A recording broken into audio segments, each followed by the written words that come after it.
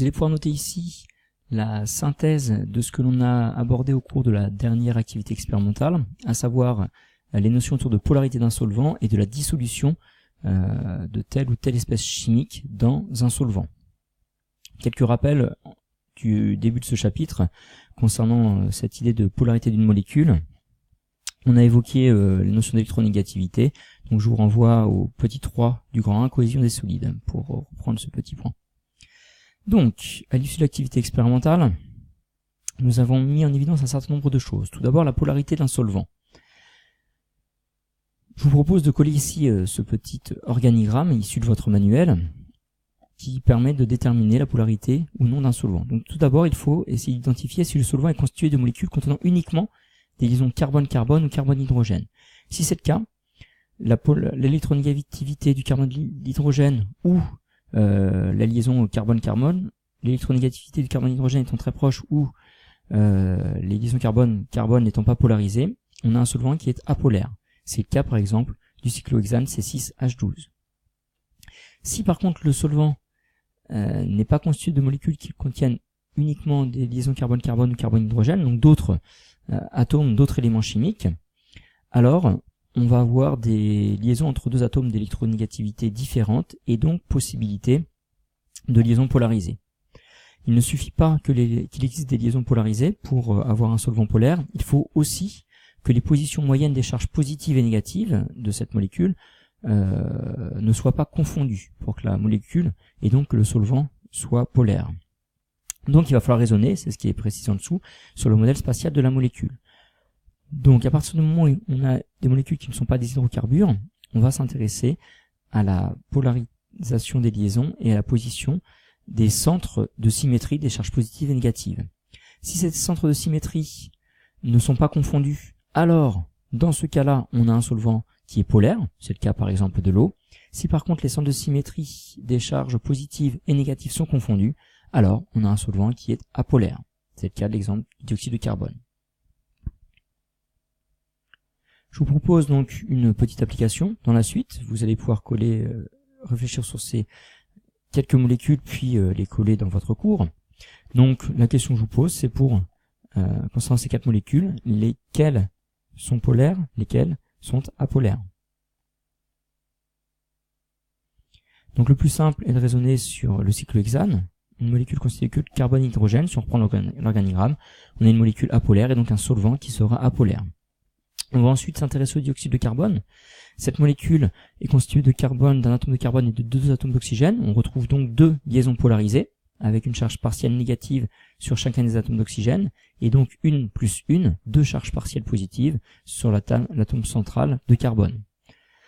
Néanmoins, compte tenu de la symétrie de cette molécule, on va avoir une molécule apolaire, puisque les centres de symétrie des charges positives et négatives sont confondus au niveau de l'atome central de carbone.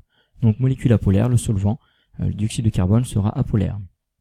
Concernant la molécule d'eau, H2O, l'oxygène est plus électronégatif que l'hydrogène, il va donc attirer à lui les électrons de la liaison covalente et donc acquérir 2 fois une charge partielle négative. Chaque atome d'hydrogène récupère une charge partielle positive. Chaque liaison covalente est donc polarisée. Néanmoins, le centre de symétrie des charges partielles négatives et positives, les centres de symétrie des charges partielles positives et négatives n'étant pas confondus, ici G+ pour le centre de symétrie des charges partielles positives, G- sur l'atome d'oxygène pour les centres de symétrie des charges partielles négatives. Ces 2 centres de symétrie n'étant pas confondus, la molécule d'eau est polaire, le solvant eau sera donc un solvant polaire. On peut aussi raisonner de cette manière sur cette molécule-là.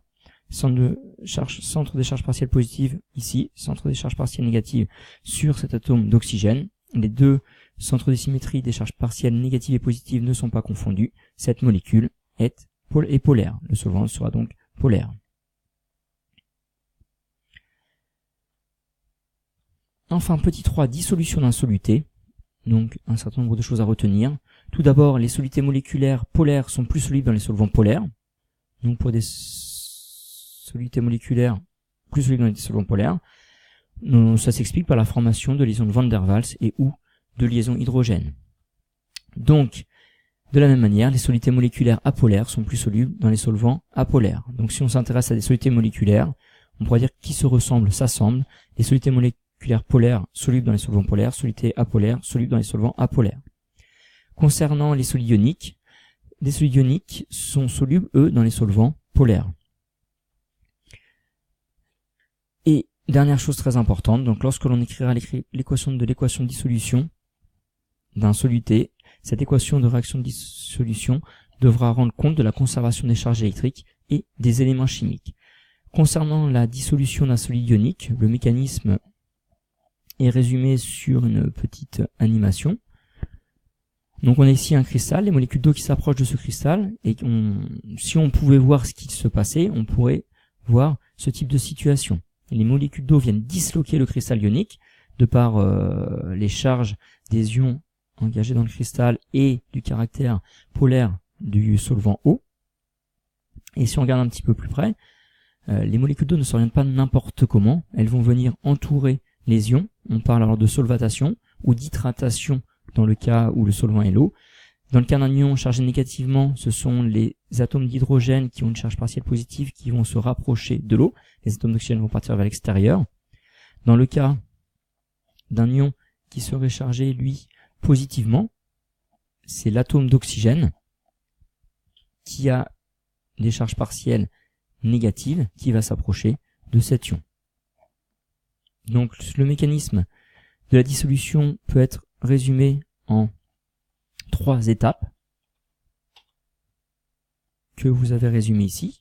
Première étape, la dissociation ou dislocation du cristal ionique. Deuxième étape, la solvatation. Donc les ions se retrouvent entourés en quelque sorte par les molécules du solvant. On parle d'hydratation si le solvant est de l'eau. Et puis dispersion. Les ions solvatés se répartissent dans l'intégralité de la solution. Et on obtiendrait donc, si on pouvait voir ce qui se passe, ce type de configuration entre les ions et les molécules d'eau.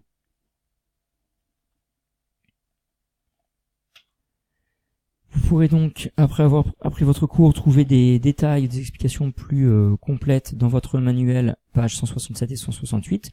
Vérifiez la compréhension de ce chapitre en répondant au QCM 1 et 2, page 171. Après avoir appris ce cours, vous le laissez reposer et vous répondrez au quiz sur Edmodo.